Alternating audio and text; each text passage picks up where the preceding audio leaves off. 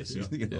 You know? Wayne, every week when I do marriage seminars, I do about 30 seminars a year all over the country. They're Saturday events.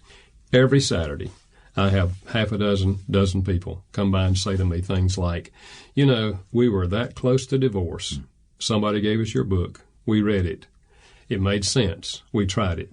It turned our marriage around. What have you got to lose, right? Absolutely, And so, yes, and the book is just filled with these kind of stories, of course.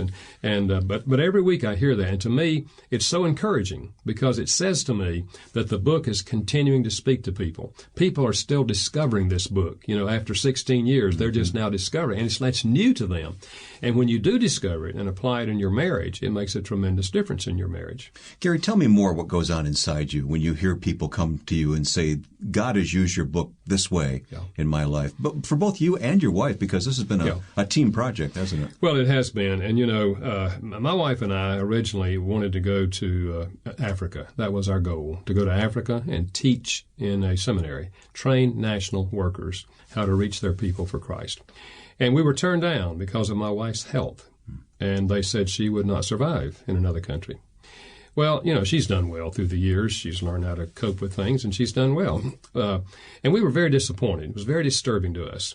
But then as the years went along and I began to write books and so forth, they send us all the editions of all the foreign, send us copies of that. And you're fluent in all those languages. Yeah, right. People think if I write in their language, I can read their language. But but my wife and I pray for the countries, and we pray for the books when the books come in. And I don't know, 2 or 3 years ago, we had opened up a box of books, and I looked up at my wife, and she was crying. And I said, Carolyn, why are you crying? She said, Gary, I'm just remembering. We wanted to go to the mission field, and now your books are all over the world. And it was just that moment of, in which we just realized the sovereignty of God over our lives. Mm-hmm. He had all this in mind. When we were turned down for the mission field, it never crossed my mind to write a book. In fact, it never crossed my mind to get into counseling either. God had a better idea. God has a way of channeling our lives where He's prepared us to minister. When I went to college, I never thought about going into counseling. In fact, when I was in graduate school and seminary working on my PhD, they didn't even have a PhD in counseling in seminary. They didn't have a master's degree in counseling in seminaries. So my counseling, I learned after I got out of school. After I got my PhD, I learned how to counsel. And so my PhD was in adult education. How do adults learn, But I got in the church and I found out people are hurting in their marriage and they want to talk about it. And so I read everything I could and learned everything I could, and all of my counseling, came out of the foxhole. Mm-hmm, mm-hmm. Very interesting. I'm sure you talk about this in the book, but what if a husband and wife aren't on the same wavelength at all? Yeah. And let's say the wife picks up this book, thinks this is great, and wants to implement this, but her husband's not cooperating. Well, I find that often in my counseling. A wife will come alone, or a husband will come alone and say, my husband will not come for counseling. He won't even read a book. He won't even talk about us.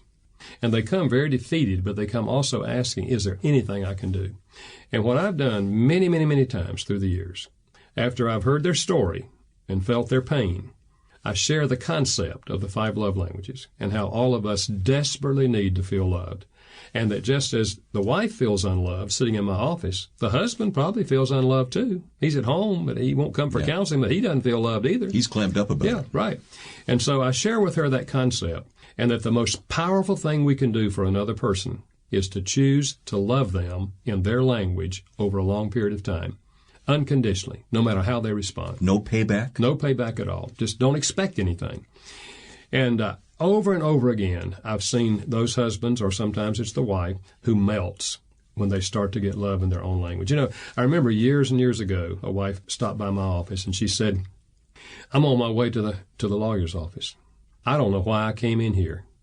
I know I've heard about you. I knew this was where you worked, and I just came in to see if you'd happen to be free. And I just want to say, I don't know why I came here. And then she poured out her story of a husband who basically had neglected her for 20 years.